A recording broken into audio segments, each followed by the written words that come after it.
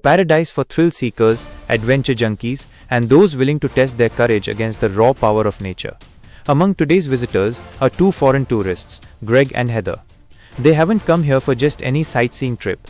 Their plan is something far more dangerous, a special underwater tour, face to face with one of the ocean's deadliest predators, sharks. As they arrive near the dock, the salty wind whipping across their faces, a rugged old vendor named Dave steps in their path. His eyes, weathered by years of staring into the unforgiving sea, hold a seriousness that makes his words heavy. "Turn back while you can," Dave warns, voice low but urgent. Last month, a college boy barely made it out alive. Shark came up from below, bit straight into his waist. Greg chuckles and waves him off, glancing at Heather with a smirk. "Probably just trying to scare tourists," he says. Heather forces a nervous laugh, though something in Dave's tone lingers in her mind. Moments later, their tour guide arrives, Tucker.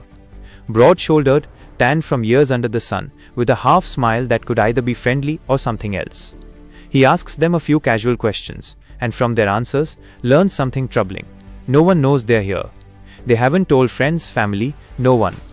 Tucker grins, but there's a strange edge to it. "So if you disappear," he says with a chuckle, "no one's gonna come looking, huh?" They laugh awkwardly, thinking it's just dark humor. Soon, they're on Tucker's boat, the engine roaring as they cut across deep blue water. Tucker shares stories about his years with sharks. "Been swimming with them since I was a kid," he boasts, and even pulls up his shirt to reveal a massive scar carved across his ribs. When they reach the spot, Tucker throws chunks of meat into the sea, the smell of blood carrying quickly through the waves. The surface breaks, sleek grey fins slicing the water. Heather's heart races.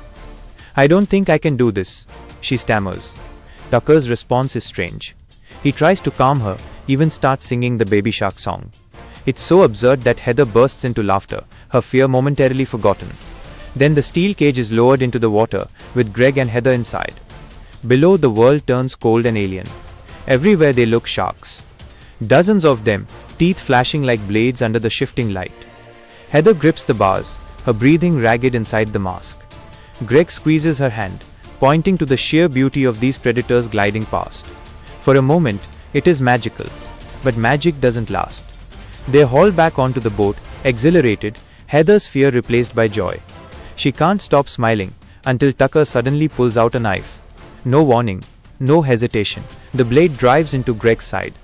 Heather's scream is swallowed by the wind as Tucker heaves Greg's body overboard. Blood swirls in the water below, the shark's frenzy erupting. The next day, the sun rises as if nothing happened. A new face enters the story, a young American woman named Zephyr, enjoying the ocean's waves. Later, she stops at a small grocery store, where a scruffy young man named Moses asks if she has jumper cables. She lies, saying no. Zephyr pays for a cheap slush drink and walks out, but hidden inside the cup is an entire tub of stolen ice cream. Moses catches her in the act. "Give me a ride," he says, "or I tell the staff what you did." Reluctantly, she agrees. On the drive, Moses' constant chatter annoys her, but when they arrive at his car, she notices surfboards strapped to the roof. The topic shifts, and soon they're laughing about surfing. Moses admits he wouldn't have snitched even if she hadn't given him a ride. Zephyr starts his car for him, music bursts from the speakers. They share the same taste.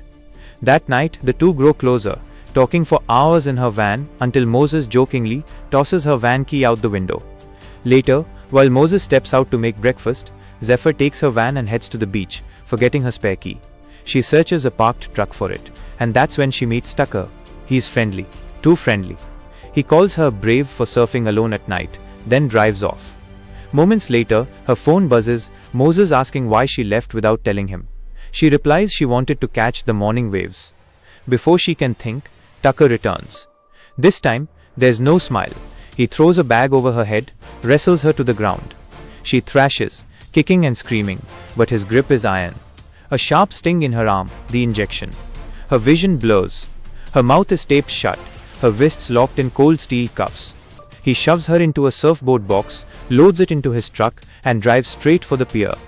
Even Dave's dog, barking wildly from the shore, seems to sense the wrongness. Tucker shoves the box into his boat and locks the cabin. Hours later, Moses arrives at the beach, looking for her. All he finds is her abandoned van. Her phone is still inside.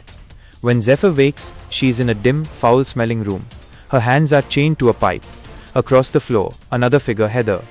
pale, terrified, still alive. In the corner, a rusted bucket serves as the toilet. Zephyr screams for help, her voice cracking. But outside the locked door, the only sound is the gentle lapping of waves and the distant hum of a boat engine heading farther out to sea. And somewhere, Tucker is smiling.